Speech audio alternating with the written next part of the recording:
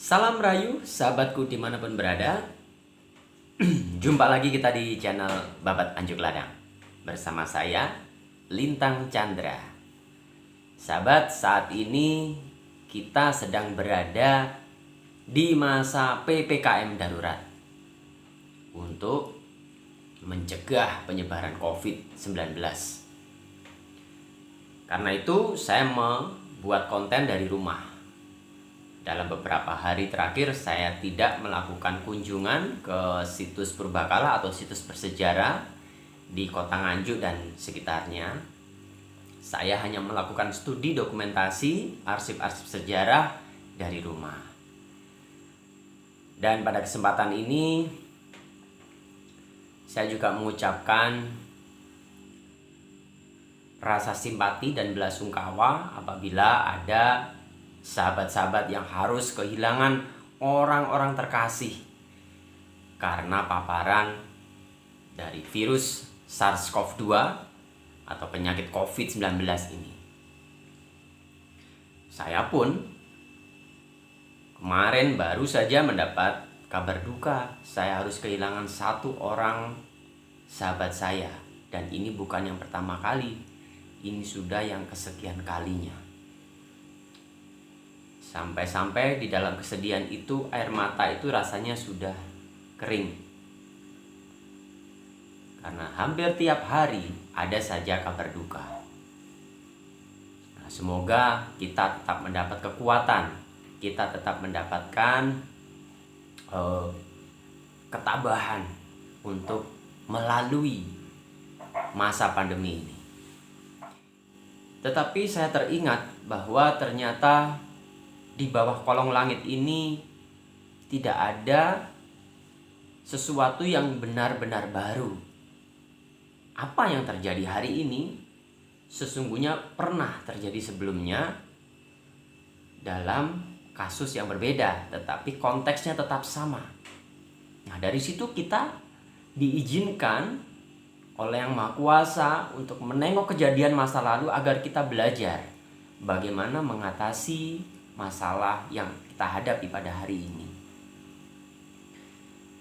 Pandemi di Kota Nganjuk sebenarnya sudah pernah terjadi pada sekitar 100 tahun yang lalu.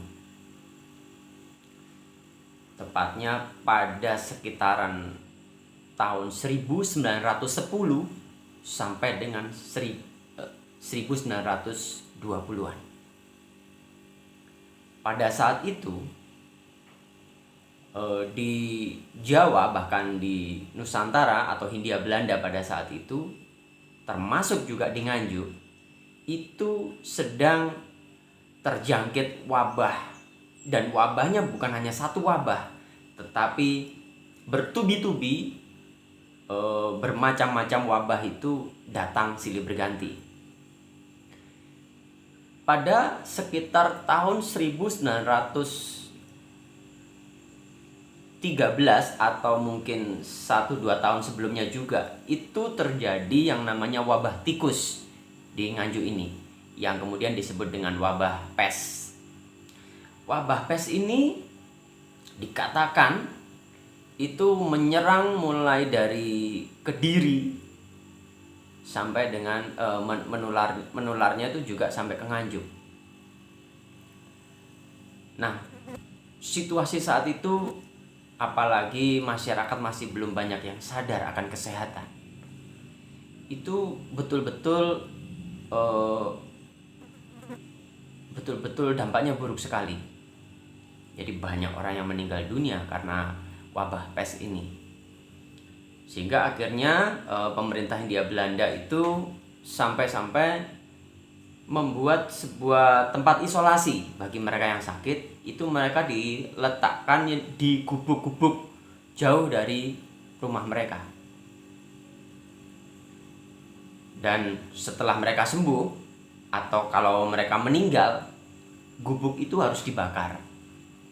Sementara ada juga tempat isolasi itu dalam bentuk barak-barak, dan perlakuannya juga sama. Setelah si pasien ini sembuh atau si pasien ini meninggal, ya barak itu dibakar. Jadi kondisinya wabah saat itu tidak kalah menakutkan dengan yang kita alami saat ini. Nah, pada tahun 1913 ketika wabah pes itu parah-parahnya, saat itu dokter Jawa, ya istilahnya dokter Jawa yang bertugas di Nganjuk adalah Dr. Harjo Prawiro. Dr. Harjo Prawiro ini sudah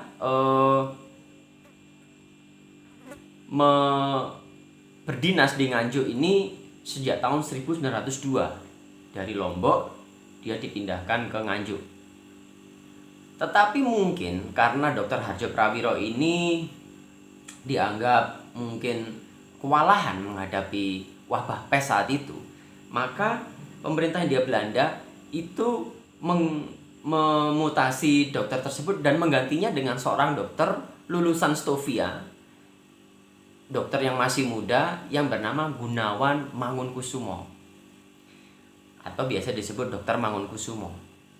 Nah, ternyata Dokter Gunawan Mangunkusumo ini tidak lain adalah rekan dari Dokter Sutomo, juga sama-sama lulusan Stovia.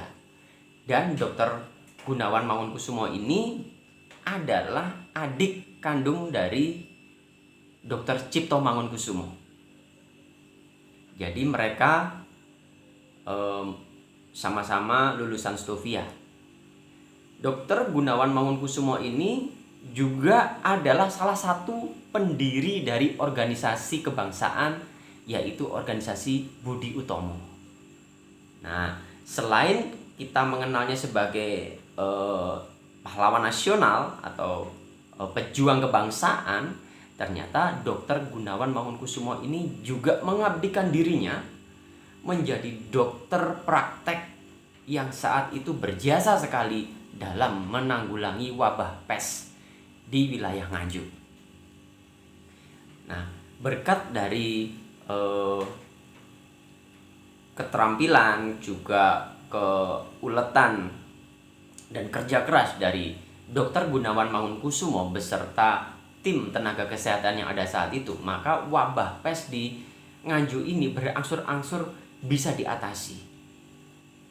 Padahal sahabat, pada saat itu tenaga kesehatan seperti dokter ini itu dalam menangani pasien itu tidak dilengkapi dengan APD yang selengkap dan secanggih sekarang. Mereka mungkin hanya menggunakan masker dan hanya sarung tangan saja. Itu luar biasa. Artinya mereka memiliki risiko yang sangat tinggi untuk terpapar, untuk tertular dengan wabah yang saat itu melanda. Nah, setelah wabah pes, ternyata di Nganjuk ini tidak berhenti di wabah itu saja, tetapi juga ada wabah pneumonia yang kemungkinan waktu itu dikait-kaitkan dengan flu Spanyol.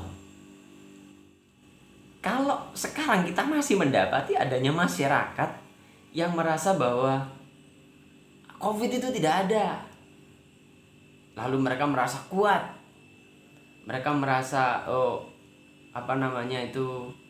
tidak perlu mengindahkan dari anjuran dokter tentang social distancing, menjaga jarak, lalu menggunakan masker dan mencuci tangan. Ternyata di zaman dulu itu juga sama, bahkan lebih parah. Orang-orang Nganjuk pada saat itu lebih suka mendengarkan atau mengikuti nasihat dari para dukun-dukun atau orang-orang pintar atau paranormal yang menganggap bahwa virus ini adalah sebuah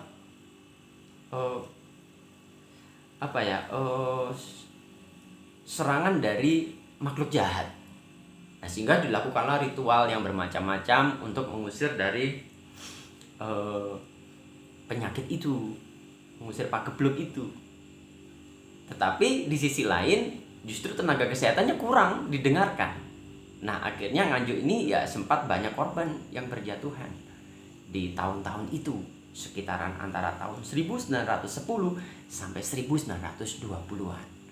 Nah, seharusnya kita ini belajar dari sejarah masa lalu bahwa pandemi itu ada, dan pandemi itu memang berlangsung pada siklus-siklus tertentu. Nah, kalau dulu masyarakat belum sadar kesehatan, masih wajar. Kalau sekarang dengan ilmu kesehatan yang sudah sangat canggih, lalu masih ada masyarakat yang belum sadar kesehatan, belum taat dan patuh terhadap instruksi tenaga kesehatan. Nah, ini yang menurut saya agak lucu ya. Artinya kita tidak pernah belajar dari kesalahan masa lalu. Nah, dulu itu masyarakat sulit sekali untuk diyakinkan, karena mereka itu punya prinsip wayai mati, yo mati. Nah, kalau sudah seperti ini kan susah. Tetapi berkat kerja keras dari tenaga kesehatan, yaitu Dr. Gunawan Mangunkusumo bersama dengan tim tenaga kesehatan lainnya, maka berangsur-angsur masyarakat ini mulai sadar. Mulai pandemi itu untuk wilayah lokal Nganjuk itu mulai bisa diredam. Ya, mulai dari wabah pes dan flu Spanyol ini mulai bisa diredam. Pada beberapa tahun kemudian, Dr. Gunawan ini dimutasi dan harus meninggalkan tempat dinasnya di Nganjuk.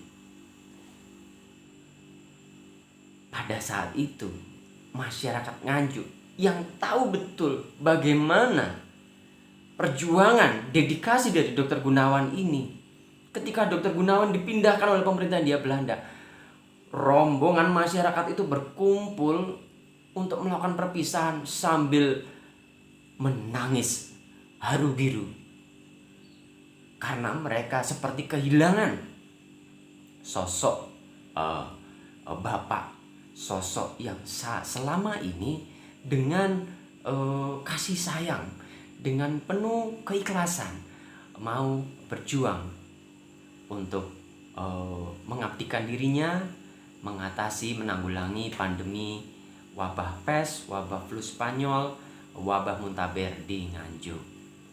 Nah, kiranya sejarah yang ada di masa lalu yang saya sampaikan ini boleh menyemangati kita saat ini.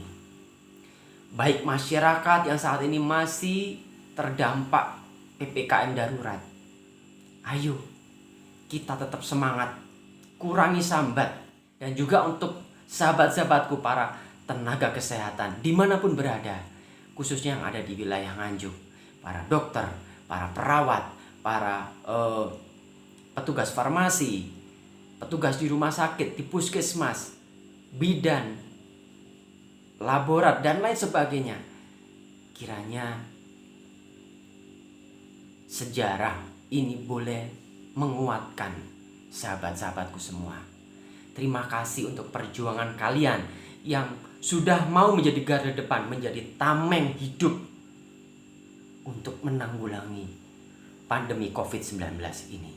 Semoga oleh anugerah dari Tuhan Yang Maha Kuasa, kita semua diberikan perlindungan, kita dan keluarga kita, dan kita segera dilepaskan, kita segera bangkit dari keterpurukan akibat pandemi COVID-19 ini. Akhir kata, saya Lintang Chandra undur diri. Salam Rahayu dan jayalah Anjuk Lada.